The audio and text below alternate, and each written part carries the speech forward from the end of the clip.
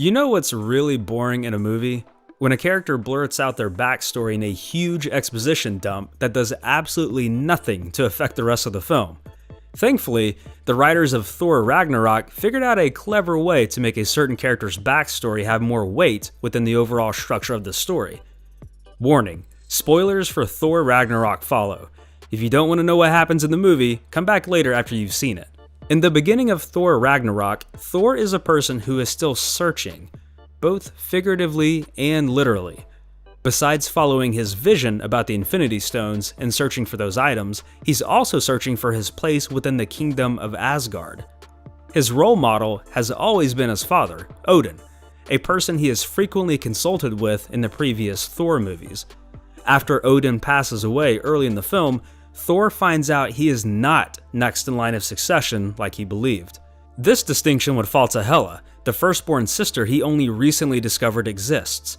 Hela is one of the main antagonists in this movie, and it's easy to see why. She is ruthless, vicious, and enjoys mass slaughter. What makes her even more of an interesting character is the extent to which we find her intertwined with Odin's history. Unbeknownst to Thor and Loki, Odin was able to conquer the 9 realms through a huge amount of violence and fear. A big source of this violence came from Odin using Hela as a weapon of destruction. This changes things for both the audience and for Thor. Prior to this, we knew that Odin had to resort to violence in the past, but it was painted as being done as a necessary part of defending the realms. Finding out Odin was a vicious ruler before mellowing out after he had already conquered the realms adds a new shade of black to his personality. Odin is no longer the unabashed hero Thor thought he was. This affects Thor by adding to the things chipping away at his confidence throughout the movie.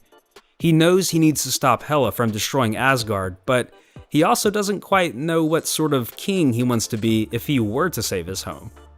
Odin was his moral compass that guided his path for how he wanted to rule over Asgard. With these new revelations, Thor can no longer completely depend on his dad to be a good example of a fair and just king. All of this is a great illustration of a side character's history directly affecting our main character. There are plenty of examples of characters who seem to become deeper and richer the more we learn about their history. It's a common tool used in stories told in pretty much every medium. What makes this example great is the way this information affects Thor as a person and as a character. He doesn't just learn about his dad and then continue on the same path as before.